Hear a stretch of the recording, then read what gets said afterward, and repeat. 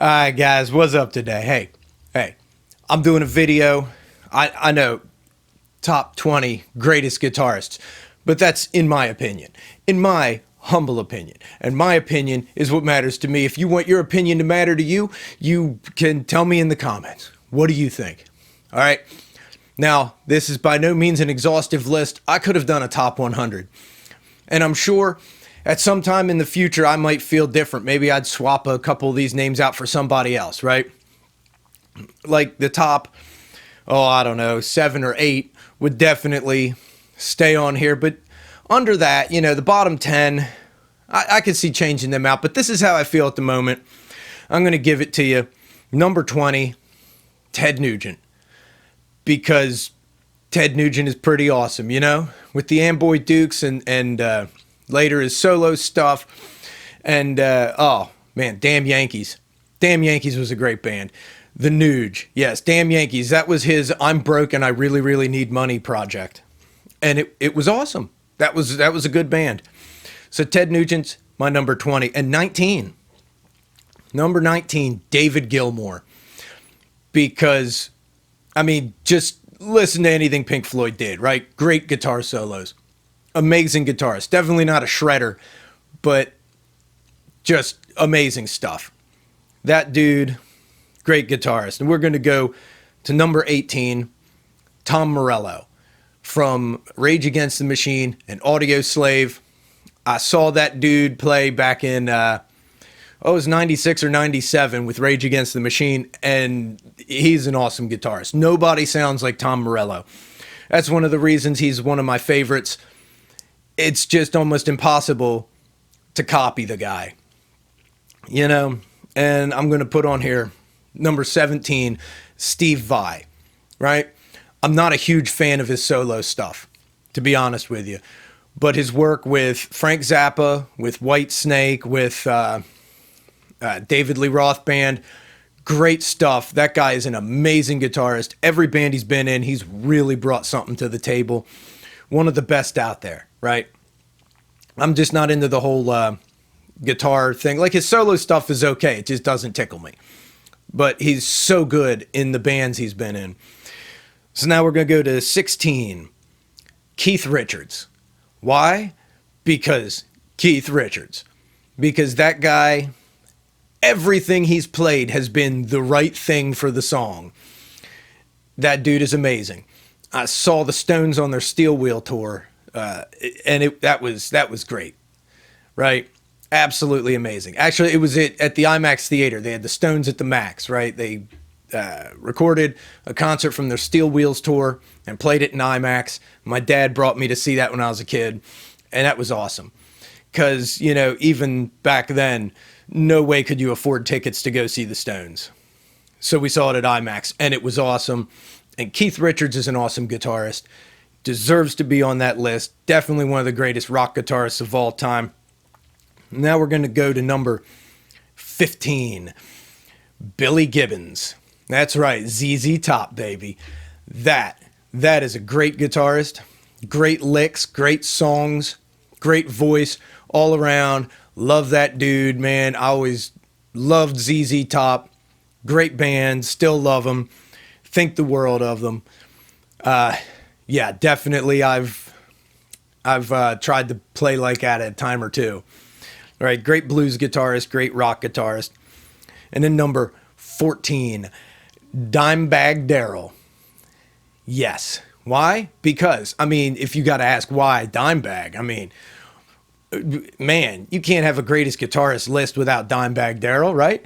That dude is awesome. I love Pantera.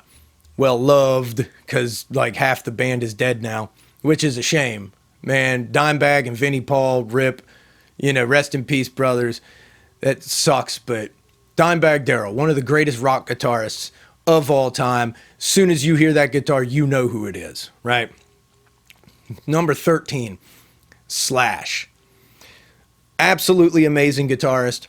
I gotta say, a lot of his various side projects, I was like, but that's because, I don't know, some of the songs weren't that great. It just didn't really click with me. But Guns N' Roses and Velvet Revolver, man, two of the greatest rock bands of all time, and he was a part of both of them. Absolutely great guitarist. Unbelievable at what he does, right? I mean, Guns N' Roses. Come on, man. Even if you only ever listen to Appetite for Destruction, if you haven't heard, man, just check it out. Great, great stuff. Number 12. And he is inarguably one of the most influential guitarists, part of one of the most influential bands in rock history. That's Angus Young from AC/DC. I'd say as far as influential bands go, whenever you read about the bands that have influenced the most other big name musicians and big bands, it's always, especially in hard rock and metal, it's always AC/DC and UFO are probably the two most influential. And Angus Young is one of the greatest guitarists of all time. I mean, the dude, he plays like the same thing over and over again. I mean, it's so consistent. You know it's AC/DC as soon as you hear it, but it's always good and it always rocks. And Angus Young is amazing. All right, so number 11, Brian May. One of the greatest rock guitarists of all time. Amazing at playing melodic parts. He's definitely a part player. Everything he plays goes with the song. It's exactly what's needed to make the song great. And he is great. Absolutely amazing. And I don't think anybody will deny that. You might argue about some of the names on my list, or I should have had other people on there, but you can't argue about Brian May, right? Now we're into my top 10. Number 10, Richie Blackmore. Because, I mean, Deep Purple, anyone? One of the original, like, metal hard rock bands? Yeah, and Rainbow. You remember Rainbow? Ritchie Blackmore's Rainbow. Those two projects alone make Ritchie Blackmore one of my favorite guitarists of all time. That dude's amazing, you know, undeniably, right? If you haven't heard the early Deep Purple stuff, man, buy a copy of Machine Head and give it a listen, right? All right, number 9, Jeff Beck. And, I mean, I don't think anybody's going to argue with that. You know, Jeff Beck, the Yardbirds, all of the different projects he's been in. Plus, I mean, the work he did on Bon Jovi's Blaze of Glory album, that was epic, right? That's where I first really was introduced to Jeff Beck. I bought John Bon Jovi's solo album, Blaze of Glory, you know, for the Young Guns 2 soundtrack. And the guitar work was amazing. And I saw it was this guy, Jeff Beck. And I got into him after that, right? Amazing guitarist. Absolutely amazing. All right, number 8, Kim Thall. And if you don't know who that is, if you don't recognize the name, then you suck.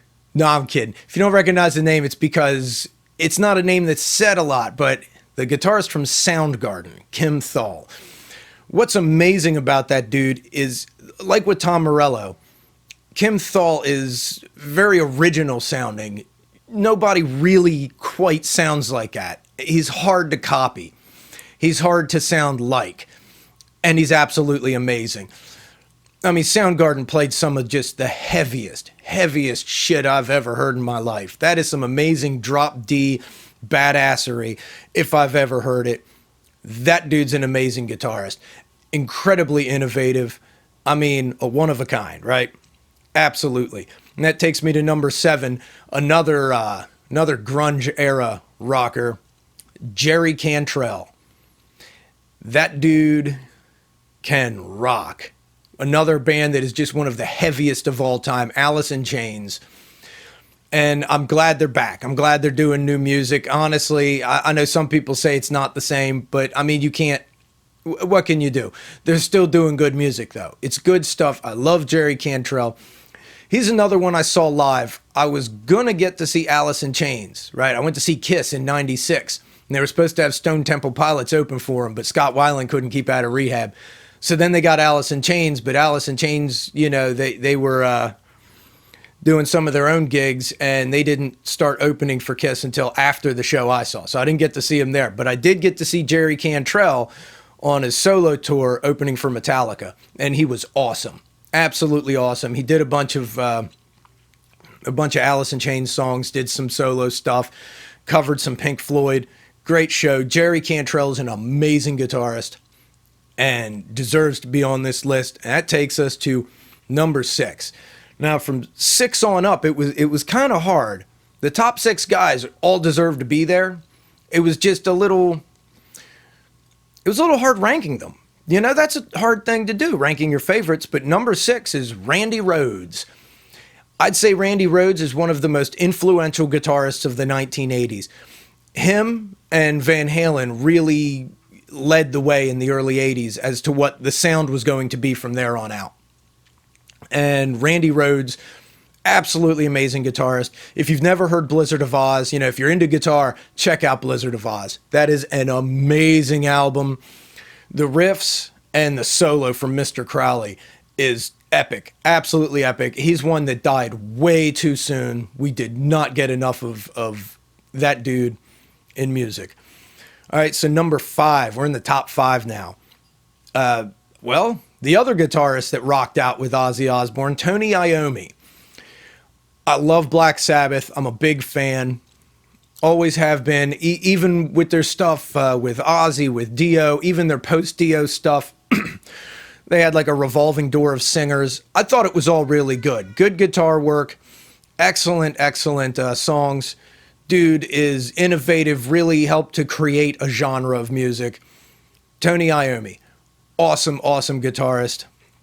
And that takes me into my number 4, which is kind of a leap from where we've been for the last couple, but not really. I mean, Eric Clapton.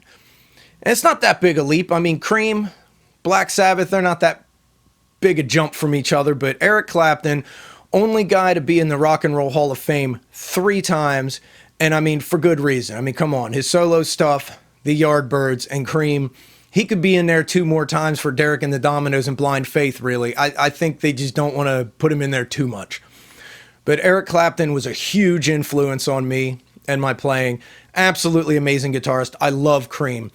I've always wondered why the recording quality was so bad, though, you know? Like, listen to their albums. The songs are amazing, and the recording quality is junk.